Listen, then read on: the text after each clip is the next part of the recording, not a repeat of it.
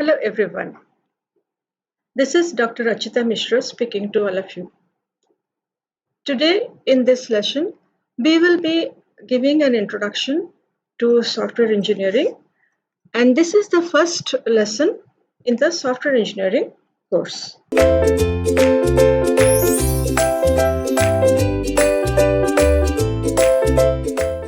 These are some of the topics that we will be covering in this lesson. First we will discuss what is a program, how the software differs from the program, and we will look into the nature of the software, how it has evolved, different types of software, and we will also look into how the computer hardware and the computer software, what is the characteristical differences between them, what happens in the evolution of the software, how long does it stay in the life of the software, the evolution life of the software. Then we will look into some of the myths that people have, some notions that people have regarding software and how it is different from the reality. And we will go into a definition of software engineering. As you know, software engineering is a course which is very much used by the software practitioners, and so it is very much required for the students of computer science and information technology. And once we know what is software engineering, we have defined it, we will go into how this discipline of software engineering has evolved over the ages. So, what is a program and how software differs from a program? We all have the experience of writing programs. It's a set of logical instructions, and also it has some data structures which are inbuilt, and we also produce some data structures by using the program. We interact with it, and but these programs are written by a single person, an individual, and it is for his own personal use. They are relatively small in size than software, and it serves the limited functionality that is required by the individual. It may be a project, it may be a laboratory work, or it may be a research work. It has specific functionality, which is very limited. It doesn't require a very good user interface because it is used by the writer himself, and also it doesn't require a documentation because its life is very limited to the need of the programmer. The development can be ad hoc manner in a self style method, and the person who writes it, he does all the modifications to it, he maintains his program as long as it is required. In the case of a software, it is much larger in size. It consists of a related programs, a set of related programs. This set could be, the number of programs could be very huge. It could be thousands of program modules, and they are related in some manner. And the relation is required because together, as a whole, they are as an integrated units. They satisfy certain defined functionality for which the software is developed. And the software is not used by a single person, but it is used by a set of users. A set of people will be using, and those set of people will be having different roles. And for each role, they may be using the software in a different way. So, in that way, not only that the size is large, it contains a lot of programs, but it is also very complex. And to develop such a huge software consisting of number of programs, large number of programs with lot of complexity, we cannot do it with a single person, but we need a team of developers who will share the work and develop it, and therefore they have to develop it in a very systematic manner, otherwise there will be a lot of chaos. And what the software does is it takes a certain data either from the user or from database or from some other source. So there is an acquisition of the data. The software acquires the data and transforms it, that is, it processes the data into some certain desired information, In that process, it does the necessary modifications, validations, and other processing, and it produces the results which are either displayed or they are transmitted to other sources, other destinations, or they are stored in databases or in files. As the word software is being used by a set of users who are using it for different functionality, it needs to have a proper user interface. Without a user interface, it is very difficult to use it, to operate it. And because it is very large and it is being developed by number of people, it requires a lot of documentation to document the design, the structure, the flow charts, and other functionality that it has to satisfy.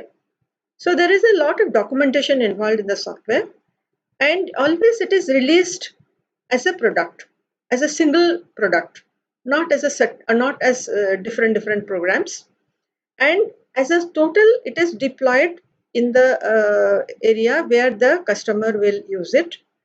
And after once it is deployed by the user and the user is satisfied with it, then once the user starts using it, they use it for a number of years until that application or the software is serving their functionality. And during that time, there will be so much of adaptation, so much of changes that they will require. And therefore, we need a development team which will work for the maintenance of the software, which is called as the maintenance team. The software provides the required computing potential to the hardware and the network on which it is deployed. So can we classify the software? So there are different ways we can classify. We can classify the software on the way we use it or how the software product will be looking like. So if you take the use of the software, then we have some programs, some of the software which control other programs or other software, for example, operating systems. Then we have or other system software which are controlling programs. Then we have some programs which work on the communication network. We're using to control the proper communication and the correctness of the communication, which are normally termed as networking software. Then we have certain software which provide the development environments and necessary design tools or testing tools. They help and build other software. Then finally we have a lot of application software which are written in high level languages to suit the business users needs. They provide the necessary functionality for the running of the business. When we come to the software product, either they can be generic or bespoke. When we say generic, that means there is the specification for the software does not belong to a single user. It's like a common use requirement. So there will be a number of users who can use the generic software. And examples of generic softwares are Microsoft Excel or Word or any such kind of browsers and things like that. And these products are developed for a given requirement in mind by a product organization, and they hold the ownership over the product. They sell it to the users or the other organizations who want to use it on a licensed mode. When we come to the bespoke software, these are custom built. That means there is a customer who requires certain functionality. He has a business need and he wants to solve this business need by using a software. So the organization is the user, the employees of the organization or its associates are the users of the software for their specific business need. It is not a common requirement, it's a specific business need. And therefore, the specification is given by the customer. And there is a set of developers who are contacted to develop this software. It is made for the user as per his requirement, and the customer who needs it holds the ownership for it. So how this software has evolved, the nature of the software, how it has changed over the time. So initially, when the software started in over the computing hardware or the computing machines, the first thing that was developed were system software. The examples of system software are operating system, compilers, drivers, assemblers, micros, and things like that. So these are required because they need to drive the hardware, and therefore they come in direct interaction with the computer hardware, and they are written to match the computer hardware architecture. They work in multiple, they are used by multiple users in the concurrent mode. It may require some amount of scheduling, sharing of the resources, that is the computing resources of the hardware, and also certain specific process management. And it creates a lot of complex data structures, and it provides multiple external interfaces. Then we come to the other extreme. Is the application software, which has been developed based on the support of the system software by using so many of the languages, programming languages. They provide certain business applications such as order processing, payroll processing, and these set of software or programs together solve a specific problem for to support a business operation or a management function. It may be a decision support system or an expert system. Application software provide real-time support to user for control of the business requirements. These software are always real-time executed.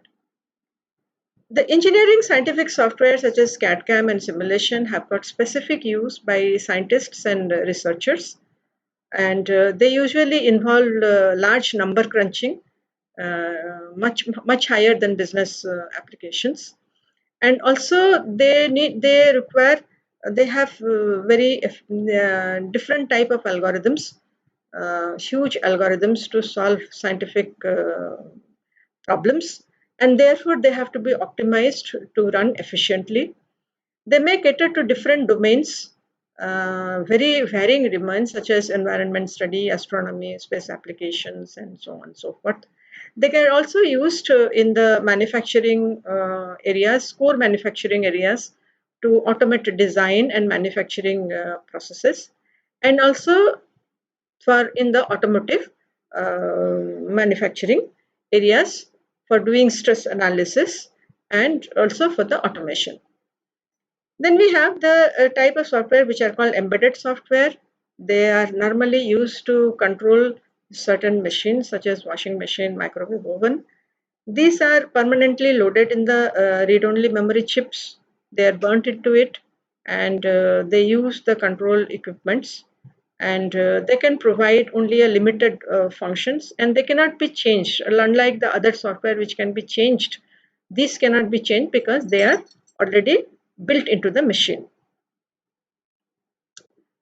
Then we have the product line software, which are the common software like word processor, spreadsheet, graphics, multimedia, which have common capability of in a particular function domain and can be used by a set of users who are working in that particular function domain. And they can be developed by many different vendors with their own product name, so that you can get graphics and multimedia from different vendors, and they will have product line software focus is on a limited functionality specific to that function domain, and they also have a very limited segment specific market. Then you have web applications which have become very popular over the recent years, and they are much more complex than simple hypertext files or links, and they cater to the sophisticated computing environment that may provide either a standalone feature or It may be a function that is integrated to a corporate system or a corporate database, providing application to the complete enterprise. Then we have what is known as artificial intelligence softwares, for example, software in robotics and machine learning, expert system, gamings.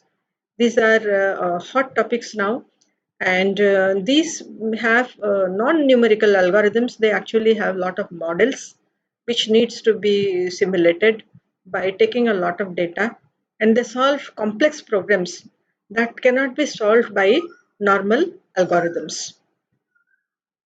And then you have ubiquitous computing. It is of a very recent nature again, which is written for the wireless and the mobile technology network, and it provides programming capability to personal devices, and it also links personal devices to enterprise systems over the wired as well as the wireless network. Then, and last of all, we have the net sourcing type of software, which is of much recent origin. Because of the last use of the www, there is a lot of content which needs to be managed, which needs to be searched, and which needs to be provided to the user as per their need. So these are the latest nature of software. They are going to this direction. Now let's look at how the hardware, the computer hardware, how does it differ from the computer software, and why it is so difficult, why software manufacturing or software development is very difficult. So in hardware, the manufacturing is as per a fixed design. Once the design is made, it is not changed. But in software, the design is not fixed. It depends on the customer's requirement. So always every software will have its own design. And in hardware, you have it is built out of the many components, which are many times assembled together. And over the use, the components will wear out because of the use. But in the software, it doesn't wear out, but over time it gets obsolete because the software functionality changes, the environment, business environment changes, and therefore it becomes obsolete, or a new software technology develops which makes it much faster and much more efficient, so it becomes obsolete instead of wearing out. In hardware, often built using standard components, so components can be built separately, and they can be used and they can be changed also. But in software, we don't have this concept yet for the standard components, although component based development is a concept in software, but we do not have that kind of standardized software because of the varying nature of the software. We really cannot build such kind of standard components. Always we have to build it customable, customized to the customer's need or the user's need. And for because of all these natures, hardware manufacturing is much relatively simpler, whereas the software has got a lot of complexity involving different types of users and its characteristics, and it is also made to operate in much more complex environment over distributed and different type of networks, different type of systems. So it has a much more complex environment in which it operates, and that all has to be designed into the software. So similarly, we can look at the hardware manufacturing versus the software development. So once a hardware design is developed, the product is mass manufactured. So we don't have to redesign it because we need many numbers of the same product in case of the hardware. And it is difficult or impossible to modify the design. So when we redesign it, it's a new product. In contrast, the software products development includes the design process. So whenever we have to create a software, throughout its life, during the development also it may get upgraded, it may get changed, and also after it is released, it may get changed. In hardware, hiring more people can accomplish more work, but because there are standard work, and the nature of the work does not change. But the same does not apply to software engineering, because it involves customized design and customized development. So therefore, we cannot apply this rule to the software engineering. In software, the majority of the cost is concentrated on the design activities, where high-skilled software engineers are using the design techniques to analyze the requirement and converting it into design documents for the production or for the development. But in the hardware, the cost mostly comes from the manufacturing or the production side. When a hardware component wears out, it is replaced by a spare part. But here in software, we don't have the concept of spare parts, although modularity and reusability is a concept. But it cannot really be like that. The error can come from any source, and many times the rectification of an error or a failure may lead to the redesign and redevelopment. So software maintenance is therefore very complex and time consuming, and also therefore it is very costly. Now let's look at the evolution of the software. When we mean the evolution of the software, that means once the software is created, it is released, it has a life, and during the lifetime, it has to be maintained. So in other words, the software evolves till it is replaced by a new software. So Lehman and Biladi have done some study on this aspect of software evolution, and they have given certain laws to this effect. And in these laws, they define different type of softwares, and one of it is the E-type system. And as per their description, a E-type system is one is a kind of software that is written to perform some real-world activity. That means it is a software that is implemented in the real world, and it is being used by different users on a real-time basis. So such a system, the law of continuing change says that it must be maintained progressively to continuously adapt as the environment changes. Otherwise, it will become less satisfactory to the user. Then we come to the law of increasing complexity. As an E-type system evolves, its complexity increases. In other words, as and when we continue to do maintenance over it, it becomes very complex to study, and maintenance becomes time consuming, and therefore we have to do different type of maintenance to reduce the complexity. The law of self-regulation says that the system evolution process are self-regulating, with the distribution of product and process measures close to normal. So when you see the process measures, the distribution of it becomes a normal distribution. The law of conservation of organizational stability. The average effective global activity rate in an evolving E-type system is invariant over the product's lifetime. So how much of work is done at the inception of the product or the project, and whatever work is being done after the product is released and it is in the maintenance time, remains almost invariant. So that means the work distribution is across the lifetime of the product. Then we have the law of conservation of familiarity. An E-type system evolves all associated with it. That means the stakeholders like developers, sales personnel, users, they evolve around the system, and they must maintain a mastery about its contents, about its behavior, so that they can utilize it in an effective way, and they can get satisfaction out of it. To achieve the satisfactory evaluation, they must be familiar with the software. The law of continuing growth.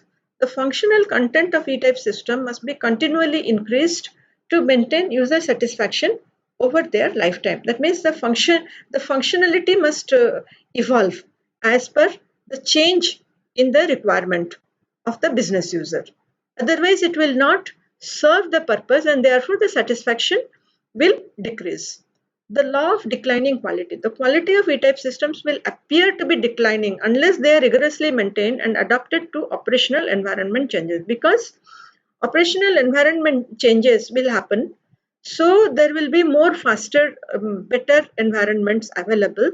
So unless we make a maintenance, adaptive maintenance to operate on higher, better environments, it will appear that they have the same system which was, although it is working at the same speed or the same performance, it will appear that its quality, it has declined, and its performance has declined, and therefore we have to continuously do a maintenance which will adapt it, or it will upgrade it to the new operational environments.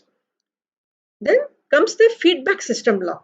E-type evaluation processes constitute multi-level, multi-loop, multi-agent feedback systems and must be treated as such to achieve significant improvement over any reasonable base.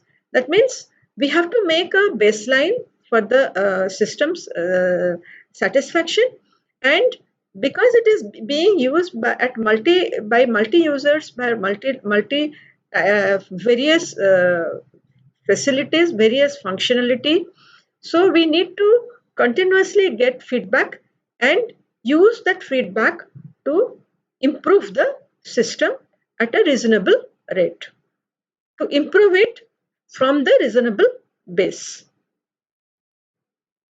Now let's look at some of the myths. If you take the managers who are mostly under the pressure to complete the projects within stipulated budgets, schedules, and also to maintain high quality, the first myth, we have already have a book that is full of standards and procedures for building software. Won't that provide my people, with everything they need to know? So managers want to have a comfort that standards are available, and therefore the team will be able to develop very high quality software.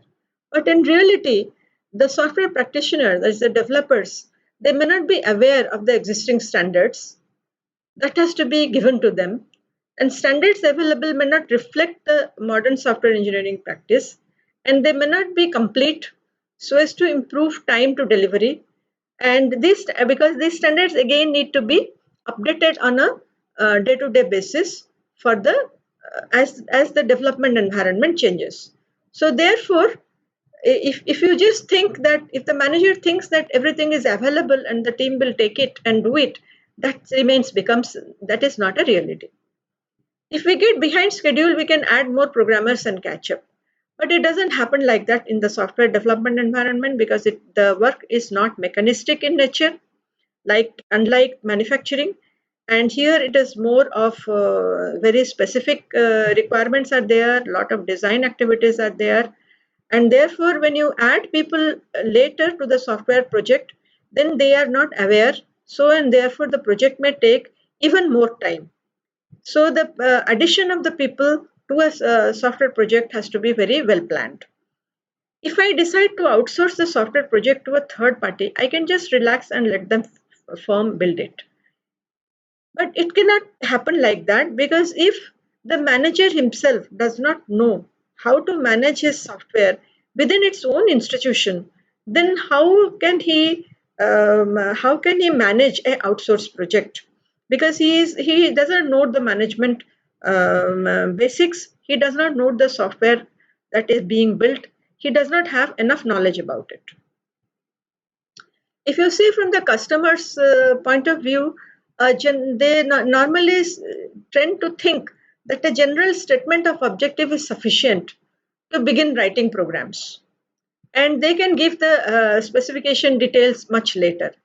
But that is not true, because starting the development with poor initial definitions can lead to software failure. What a software definition will need, it will be a formal and detailed description. It will contain information regarding the domain, the function, the behavior, the performance, the interfaces, design constraints, what are the criteria to validate it. So all these kind of requirements, different type of requirements has to be determined based on a structured communication between customers and development team. So it cannot be satisfied by a general statement. Project requirements continually change, but change can be easily accommodated because software is flexible. Yes, maybe to some extent that is true, but it has to be kept in mind that when software design and development is being changed, when it is late in the life cycle, then the software development team has to do a lot of rework, and therefore the cost will grow rapidly. And it can be, if you specify the change at a much later stage, it can go as high as to 3 times the original cost.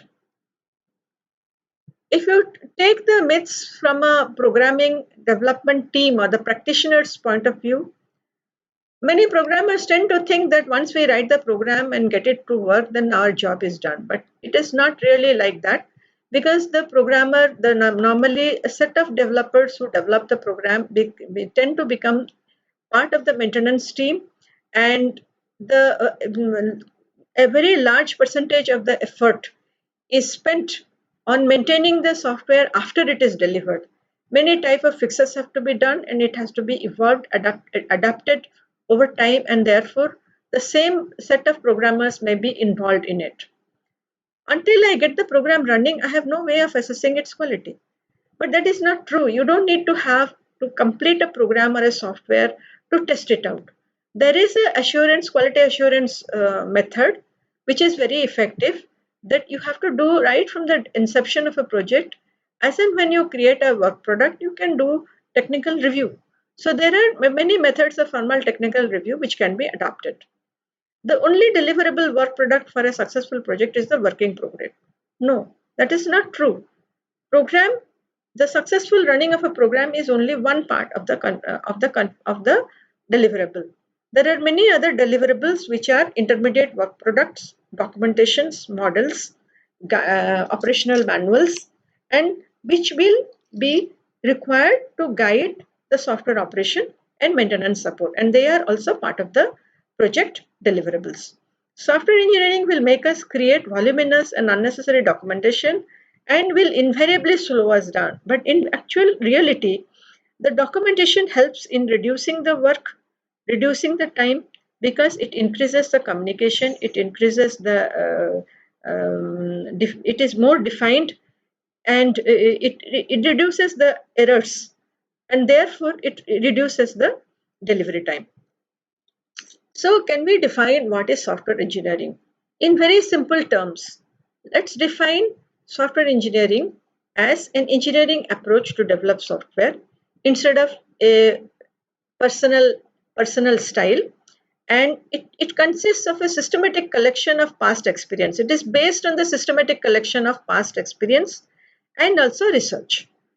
It has evolved based on the experience and research of a number of projects over generations. What it has, what it contains, this software engineering discipline, what does it contain? It contains well-developed techniques, methodologies, and guidelines. So let's take a look at how software engineering has evolved over generations. In the 1950s, when the early computer programming started, the language environment was assembly language, the low-level assembly language which was used. And people used to have personal style. There was no rigorous software engineering practice, and it was called exploratory style because people used to use their intuition and their own experience to develop it. Later on in 1960s, when the high-level languages started, the complexity of the software increased because the nature of high-level languages could be used to add more functionality to the software, and therefore the complexity also increased, and the development moved from an exploratory style to a control flow based style, What the developers used to do is they used to do a design before development, which was by using flowcharts. In 1970s, emergence of structured programming started. The concept of structured programming using high-level languages, where the statement "go to" was taboo. It was not supposed to be used. In a program was called as structured when they use only three types of constructs, which are sequence, selection, and iterations. And in the structured program, it consists of modules which had only these three constructs, and it had a single entry point and a single exit point. As if you know, earlier when people used to write assembly programs or the early procedure programs by using Pascal and Algol, a program could have multiple entry and multiple exits. This was stopped in structured programming so that the readability of the software will be higher and it will be more modular.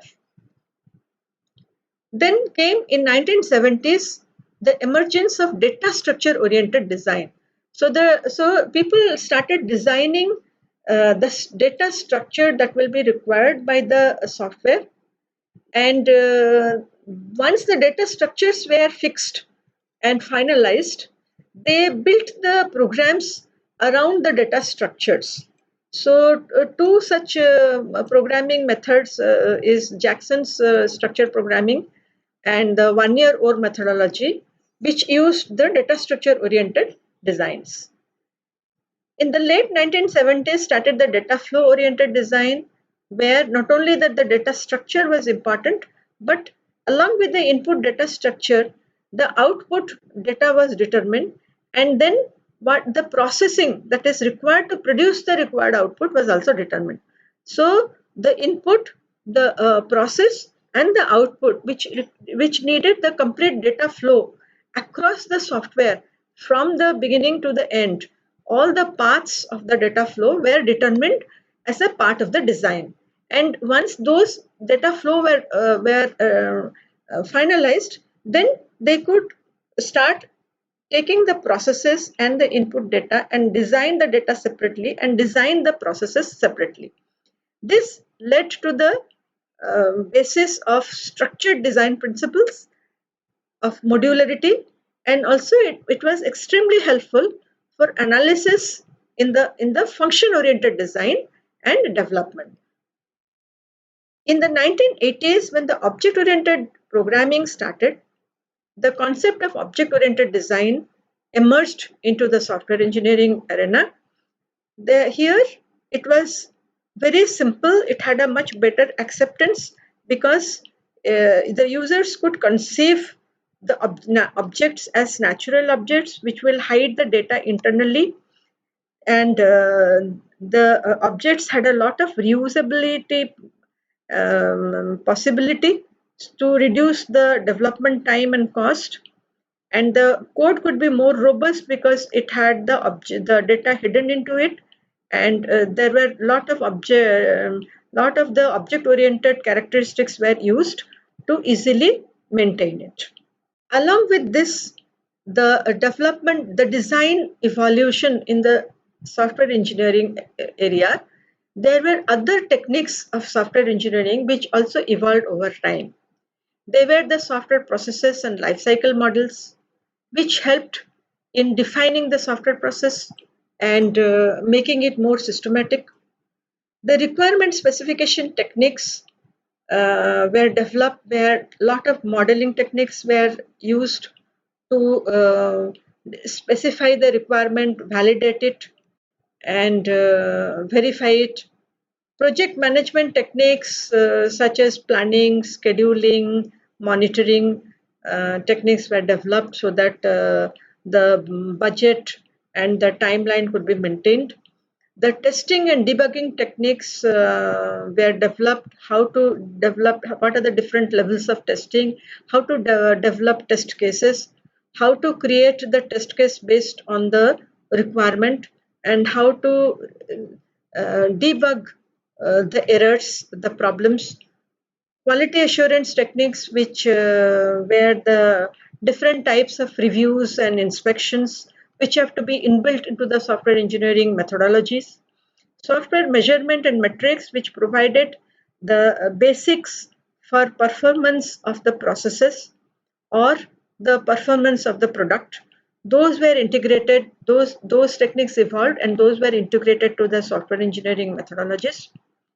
The change management, because software is a flexible method, so the change management and managing the configuration of the software products was a very evolving in an evolving environment, was of a great concern, and therefore techniques and the discipline and tools to manage it was evolved, and these were integrated to the software engineering methodology. And similarly, risk management, how to handle risks, how to cost risks, how to identify and evaluate risks.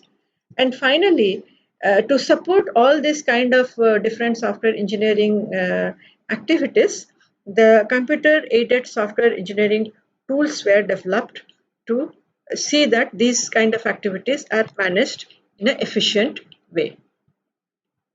So in today's lesson, we have seen the role of the software, how it has evolved, the characteristics, how it is different from hardware, and how it has a life cycle. It evolves over the life cycle and it has to be maintained.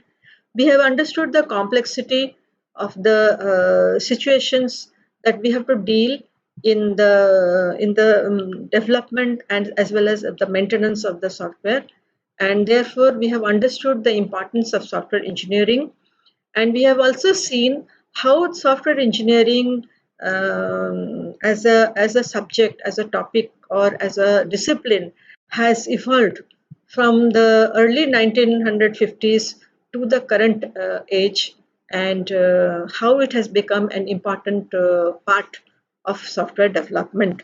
The not only the technical activities but also many other type of activities are integrated to it.